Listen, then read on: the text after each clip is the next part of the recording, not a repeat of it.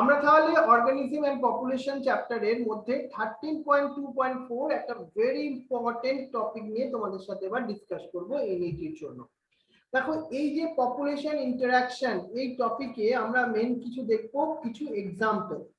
এই এক্সাম্পল গুলো আমাদের পড়তে হবে শুধুমাত্রই এনসিইআরটির বই থেকে, শুধুমাত্রই এনসিইআরটির বই। এই চ্যাপ্টারের এই টপিকের জন্য এটা হচ্ছে বলতে পারো একটা ভেরি ভেরি ইম্পর্টেন্ট ট্রিক্স।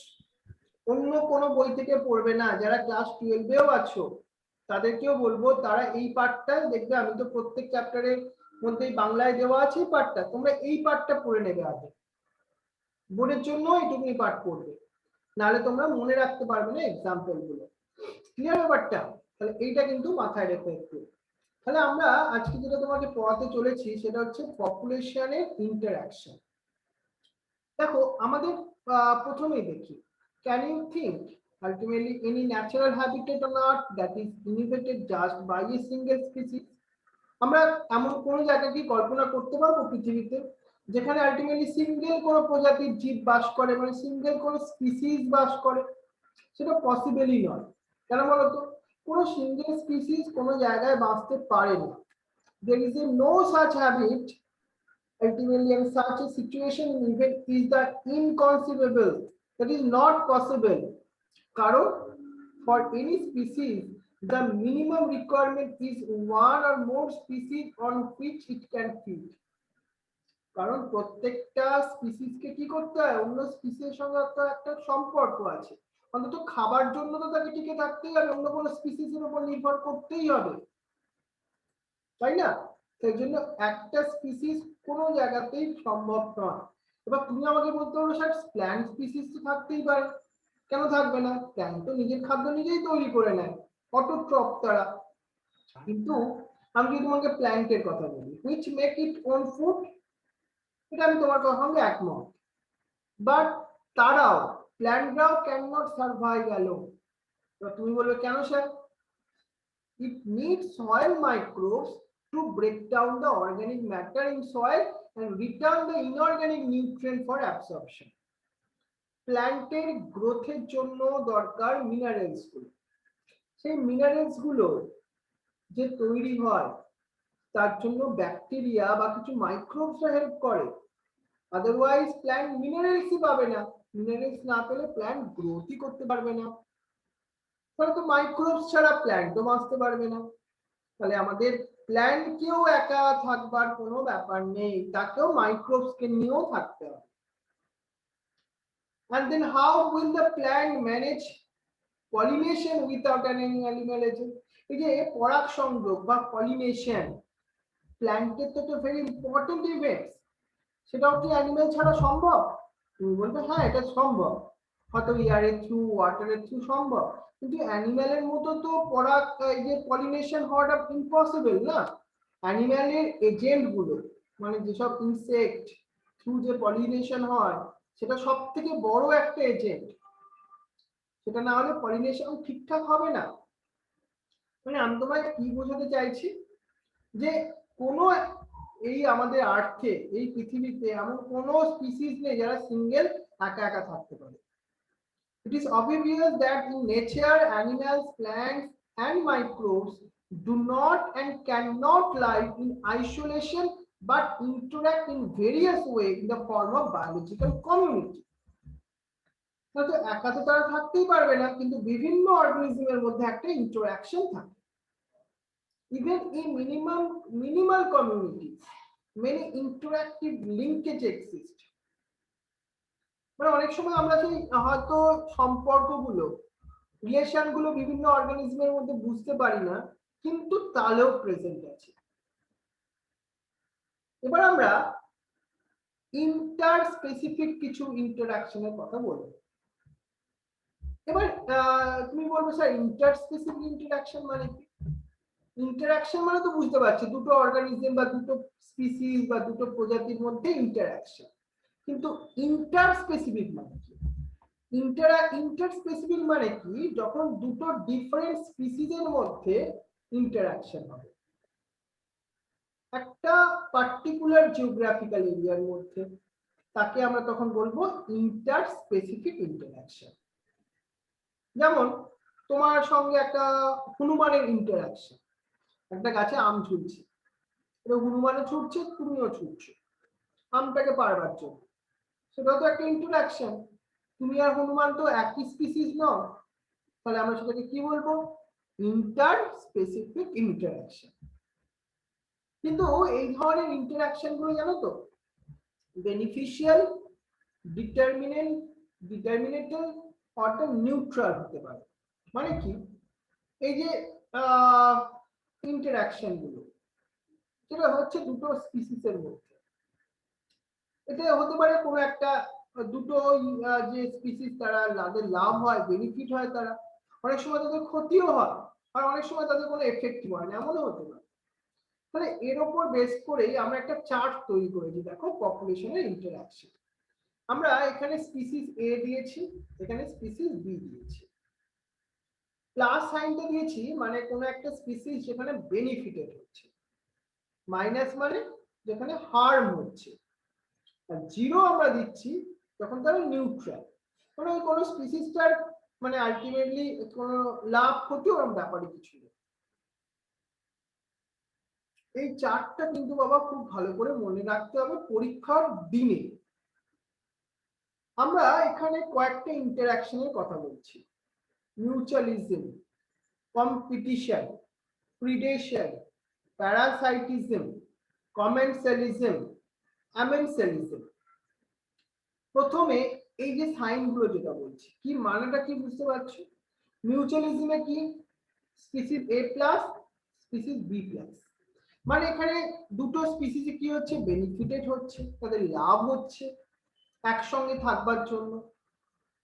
এবার কম্পিটিশনে কি বলছি আমি, দেখো দুটো স্পিসিসই মাইনাস হচ্ছে, মানে দুজনই এখানে হার্ম হচ্ছে। প্রিডেশন, প্রিডেশনে কি হচ্ছে, একটা স্পিসিসের লাভ হচ্ছে, একটা স্পিসিসের ক্ষতি হচ্ছে। কেন তোমার বাড়িতে দেয়ালে দেখো না একটা টিকটিকি ঘুরছে না, একটা টিকটিকি একটা ছোট্ট ইনসেক্টকে খেয়ে নিল, টিকটিকিটা তো লাভ হলো, সে তো খাদ্য পেলো, ফুড পেলো, কিন্তু ইনসেক্টটা তো জীবন চলে গেল, সেজন্য আমরা মাইনাস বলছি। এই ধরনের ইন্টারঅ্যাকশন গুলোকে আমরা প্রিডেশন বলি। প্যারাসাইটিজম অনেকটা সেই একই টাইপের। তোমার মাথায় উকুন হয়েছে, দুটোই মাইনাস হলো কেন? তার ক্ষেত্রে আবার দুজনেরই ক্ষতি হচ্ছে। তাই মনে করো সাপোজ একটা গাছে আম ঝুলছিল, তুমিও ছুটছিলে আর একটা হনুমানও ছুটছিল, এবার একটা কি ছিল, একটা বড় পুকুর ছিল, খাদ ছিল, এবার দুজনে গিয়ে কি করলো, দুম করে ওখানে পড়ে গেল, কি হবে, দুজনেরই তো ক্ষতি হলো, দুজনেরই পা ভাঙলো। সেই জন্য আমরা দুটোকেই নেগেটিভ বলছি, মানে যেখানে দুজনই হার্ম হলো। বুঝতে পারছো? আমি আরো ডিটেলসে বোঝাবো। প্যারাসাইটিজমটা কি বলছিলাম, কারণ মাথায় উকুন হয়েছে, বা উকুন মানে লাউজ যেটা বলি, সে কি করে, তোমার বডি থেকে নিউট্রিশন টেক আপ করে নেয়, তার লাভ হয়, তোমার কি হয়, ক্ষতি হয়। তো সেজন্য এটাকে আমরা প্লাস মাইনাস বলছি। আমি এইভাবে কমেন্সালিজম বা অ্যামেনসালিজমও দেখো, কমেন্সালিজম প্যারাসিজম আর প্রিডেশনটা একই রকম, অনেকটা একই রকম, কিন্তু কোথায় ডিফারেন্স আছে আমি সেটাও তোমাকে বোঝাবো আজকে। কিন্তু কমেন্সালিজমে মাথায় রাখো ব্যাপারটা কি হয়, একজন প্লাস একজন নিউট্রাল। অ্যামেনসালিজমে কি একজন নেগেটিভ, মানে একজন হার্ম হচ্ছে আর একজন neutral.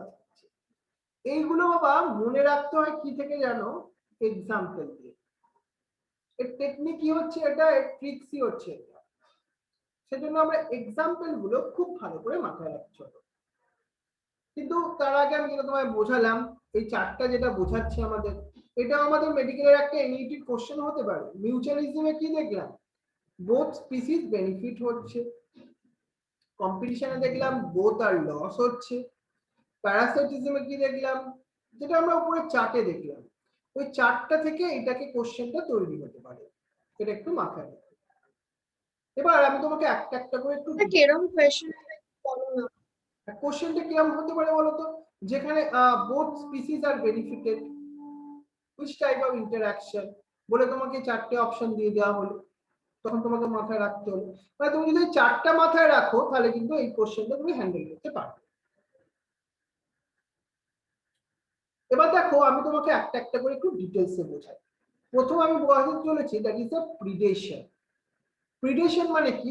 What would happen to all the energy fixed by the autotrophic organism if the community has the no animals to eat the plant? এবার দেখো আমরা জানি প্ল্যান্টরা কি করতে পারে, সানলাইট কে ট্র্যাপ করতে পারে, তাই তো?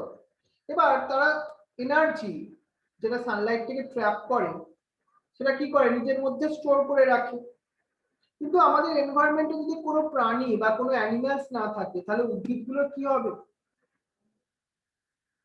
কারণ যে অ্যানিমালস গুলো প্ল্যান্টকে ফুড হিসাবে খায় তাদের মধ্যেই তো এনার্জিটা ট্রান্সফার হয়।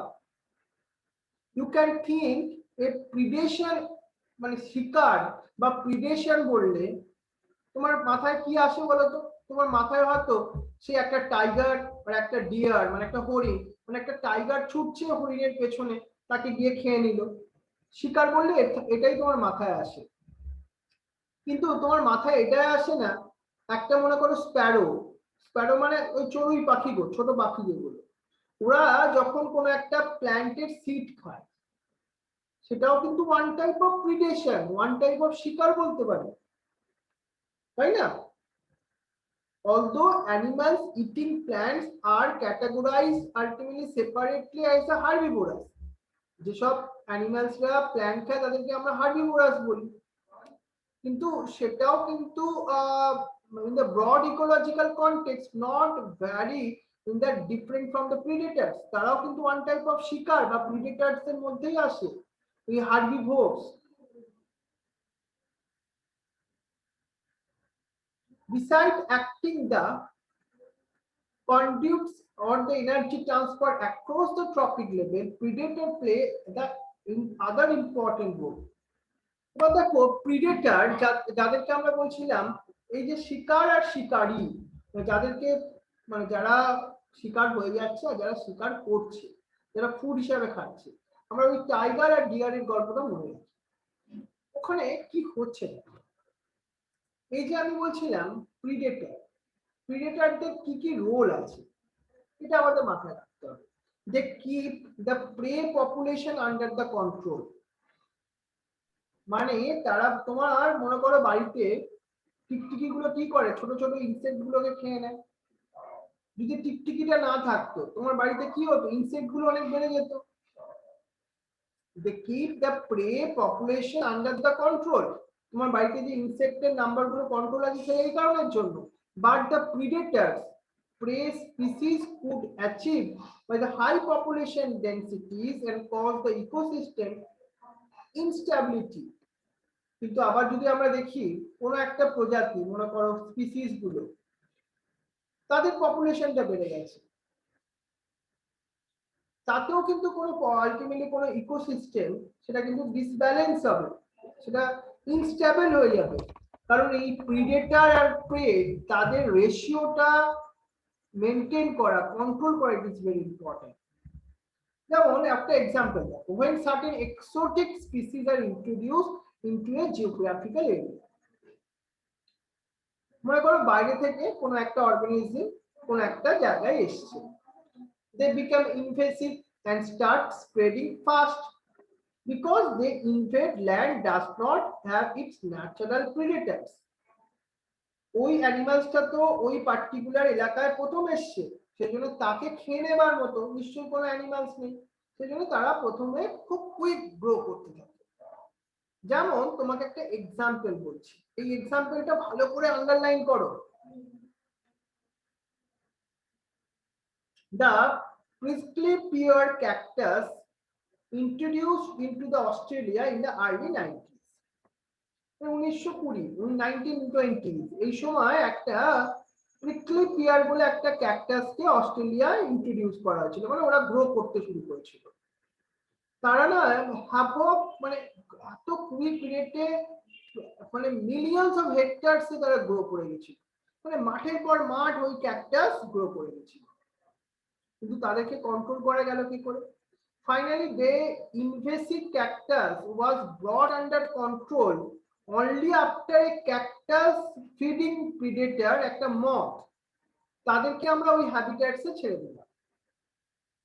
তারা কি করলো, ওই ক্যাকটাস গুলোকে খেয়ে নিতে থাকলো। তাহলে ক্যাকটাসের গ্রোথটা ওখানে কন্ট্রোল হলো। মানে আমাদের এই এনভায়রনমেন্টে কোনো একটা স্পিসিস তারা কত পরিমাণে থাকবে সেটাও কিন্তু ভেরি ইম্পর্টেন্ট। মানে বায়োলজিক্যাল কন্ট্রোল মেথড, এই যে আমরা বললাম একটা মথকে আমরা ছেড়ে দিলাম, দিয়ে আমরা ক্যাকটাসের পপুলেশনটাকে কন্ট্রোল করলাম, এটা কি টাইপের কন্ট্রোল? এটা বায়োলজিক্যাল কন্ট্রোল হলো। আর এই মেথডস গুলোকে কিন্তু আমরা এগ্রিকালচারে অনেক ইউজ করি, যেখানে প্রিডেটর প্রে রিলেশনশিপ, শিকার আর শিকারী রিলেশনশিপ, এটা কিন্তু আমাদের এনভায়রনমেন্টাল ফ্রেন্ডলি, তাই না? এটা কিন্তু আমরা মাথায় রাখবো। এটা দেখো, প্রিডেটরস also help to maintaining the species diversity in the community. শুধু তাই নয়, আমাদের এই যে প্রিডেটরসরা তারা কি করে, তারা একটা পার্টিকুলার জায়গায় কোন ধরনের ডিফারেন্ট অর্গানিজম থাকবে ওই ডাইভার্সিটিকে কন্ট্রোল করতে হেল্প করে by reducing the intensity of the competition among the competing prey species. এবার শুধু তাই নয়, এই যে আমি তোমায় বলছিলাম তোমার বাড়িতে টিকটিকি নেই, প্রিডেটর নেই, তাহলে যে প্রে মানে ইনসেক্ট গুলোর নাম্বার তো অনেক বেড়ে যাবে, তখন কিন্তু ইনসেক্ট গুলোরও ক্ষতি হবে, জানো তো? তুমি বলে কি করে ক্ষতি হবে?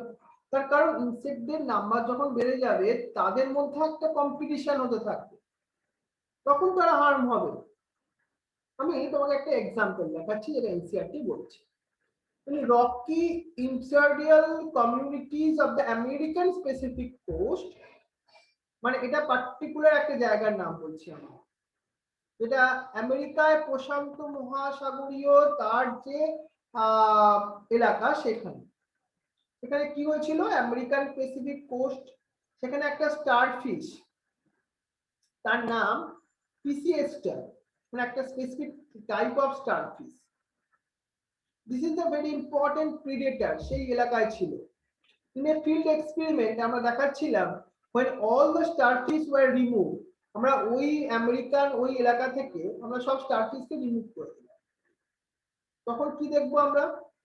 তখন দেখবো কি দেখবো, কিছু ইনভার্টিব্রেটস গুলো, হ্যাঁ মানে invertebrates become extinct within a year. 10 species of invertebrates, অমেরুদণ্ডী প্রাণী 10টার মতো স্পিসিস তারাও এক্সটিংক্ট হয়ে যাবে। মানে প্রিডেটররা যদি যে খেয়ে বেঁচে আছে ওদের নয়, দুজনের মধ্যে রিলেশনশিপ আছে একটা, বুঝে গেছো ব্যাপারটা? এটা আমরা পরীক্ষা করে দেখেছিলাম।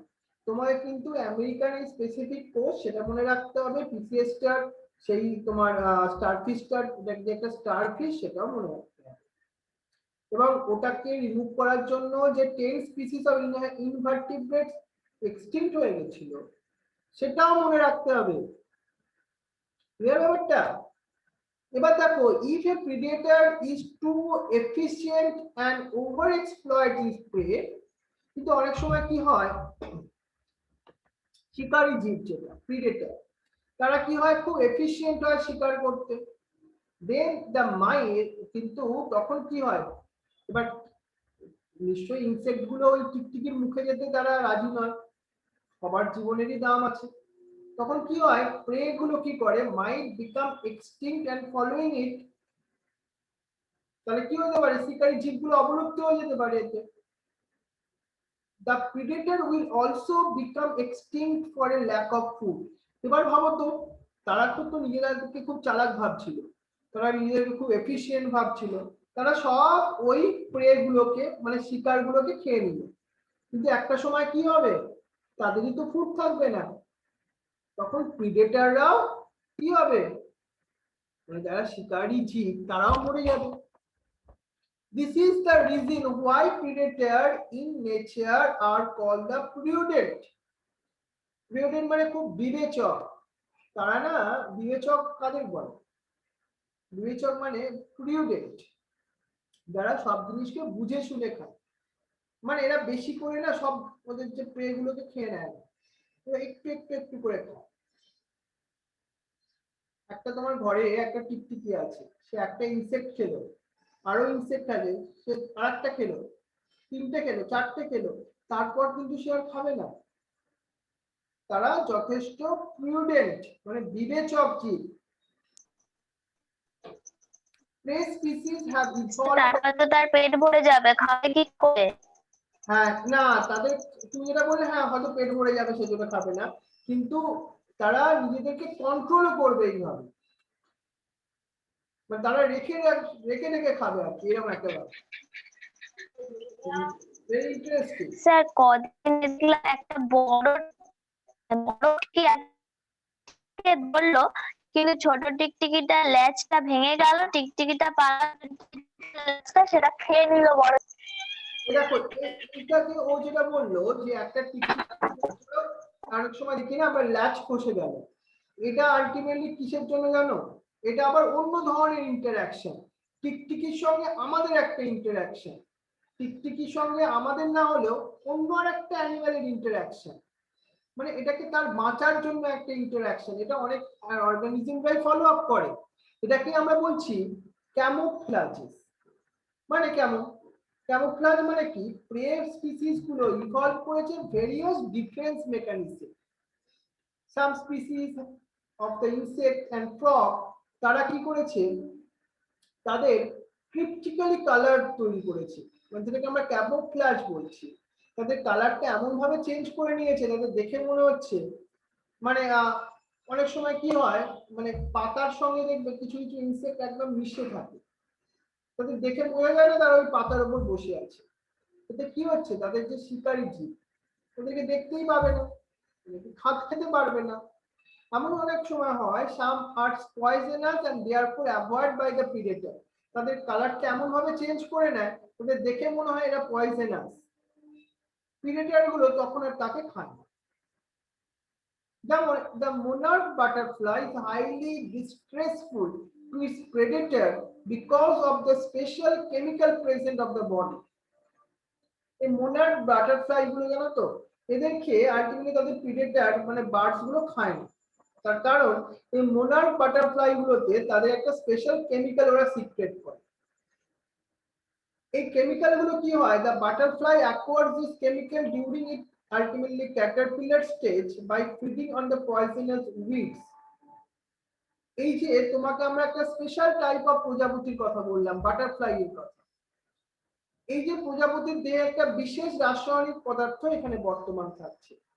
এই এই যে প্রজাপতিগুলো এদের যখন লার্ভা দশা থাকে, লার্ভার স্টেজ থাকে, তারা তখন কি করে এই কেমিক্যাল গুলো পায় জানো? তারা তখন কিছু মনে করো কিছু আগাছা উইডস এইগুলোকে খায়, খাওয়ার ফলে ওই কেমিক্যাল গুলো তাদের দেহের ভেতরে চলে আসে। কোন স্টেজে খায়? লার্ভাল স্টেজে খায়, এটা মাথায় রাখো। আর যারা বাংলা মিডিয়াম থেকে আছো তাদের ক্ষেত্রে কিন্তু এই নোটটা খুব এফেক্টিভ হতে চলেছে এই চ্যাপ্টারটার জন্য, অন্তত যে আমরা প্রথমে বাংলাটা পড়ে নেবে তারপর ইংলিশটা পড়বে। তারপর দেখো আমরা একটা প্ল্যান্টের ক্ষেত্রে বলি, for plant the herbivorous are the predators. Herbivores যারা তারাও একটা প্রিডেটর। তুমি বলবে কেমন ভাবে? Nearly 25% of the all insects are known as the phytophagous. Phytophagous মানে কি? Phytophagous কথাটার মানে কি? মানে যারা প্ল্যান্ট স্যাপ খায়, বলতে পারো যারা প্ল্যান্ট ইটার, তাদেরকেও বলতে পারো, কিন্তু স্পেসিফিক্যালি যারা প্ল্যান্টের স্যাপটা খায়, মানে প্ল্যান্টের ভেতরে যে জলীয় অংশ সেটাকে খায়। স্যার কি বললে আরেকবার বলো। আবার আমি বলছি, দেখো আমরা কিছু ইনসেক্টকে বলছি ফাইটোফ্যাগাস, কিন্তু সব ইনসেক্ট নয়, 25% of this insect are the phytophagous. Phytophagous মানে কি? এগুলো প্ল্যান্টকে খায়। স্যার মেল মসকিউটো, হ্যাঁ স্যার বলছে মেল মসকিউটো তো উদ্ভিদের। মেল মসকিউটো কিন্তু একটা এক্সাম্পল হবে ফাইটোফ্যাগাসের মধ্যে। হ্যাঁ ঠিক, কিন্তু দেখো the problem is particularly served for the plant because unlike animals they cannot run away from their predator. কিন্তু প্ল্যান্টকেও তো বাঁচতে হবে, প্ল্যান্টকে যদি ইনসেক্টরা খেয়ে নেয় প্ল্যান্ট তো আর পালিয়ে যেতে পারবে না বাবা। তাই না? একটা টিকটিকি একটা ইনসেক্টকে ধরতে গেল, ইনসেক্টটা কি হবে, উড়ে পালিয়ে যেতে পারে, কিন্তু প্ল্যান্টটা একটা জায়গায় থাকে, তাহলে প্ল্যান্ট কিভাবে বাঁচবে? প্ল্যান্টরা therefore have evolved an astonishing variety of morphological and chemical defense against the herbivores. প্ল্যান্টরাও পিছিয়ে নেই, তারাও কিছু অ্যাডাপ্টেশন তৈরি করেছে দেখো, যেমন তারা থ্রনস মানে কাঁটা গো, যেমন অ্যাকাসিয়া এন্ড ক্যাকটাস, তাদের মধ্যে আমরা দেখি কিছু মরফোলজিক্যাল এরকম কাঁটার মতো অংশ, যেখানে হার্বিভোরসরা তাকে খেতে পায় না। কাঁটা ফুটবে তো খেতে গেলে, খাবে কেন? Many plants produce and store chemicals that make the herbivores sticky when they are eaten. এমন আঠালো কিছু জিনিস কিছু প্ল্যান্ট তৈরি করে, যখন কোন ইনসেক্ট খেতে আসে তারা ওখানেই আটকে যায়। Inhibit the feeding and the digestion, disrupt the reproduction, or even kill it. মানে এমন ভাবে ইনসেক্টটা আটকে যায় ওখানে মারাও যায়, এরকমও আছে। একটা এক্সাম্পল দেখো তো, এই এক্সাম্পল গুলো প্রত্যেকটা important. You must have seen that weeds, particularly weeds এর নাম বলছি, Calotropis, growing in the Amazonian fields. এই প্ল্যান্টটা কি তৈরি করে, প্রোডিউস করে হাইলি পয়জনাস কার্ডিয়াক গ্লাইকোসাইডস। আমাদের মেডিকেলের কোশ্চেন কি আসছে, কার্ডিয়াক গ্লাইকোসাইডসটা কোন প্ল্যান্ট তৈরি করে, আন্ডারলাইন করো, এইখানে প্রত্যেকটা জিনিসে আন্ডারলাইন করে পড়তে হবে, পরিষ্কার কথা। And that is why you never see any cattle or goats browsing on that plant. এই যে তোমার ওই ক্যালাট্রোপিস মানে কি বলতো, ক্যালাট্রোপিস মানে ওই আকন্দ গাছ বলে গো, তোমরা আমরা দেখেছি অনেকে, ওই প্ল্যান্ট গুলো দেখবে এই ধরনের কার্ডিয়াক গ্লাইকোসাইডস তৈরি করে, যেটা অন্য প্ল্যান্ট গুলো খেলে মরেও যেতে পারে এরকম টাইপের।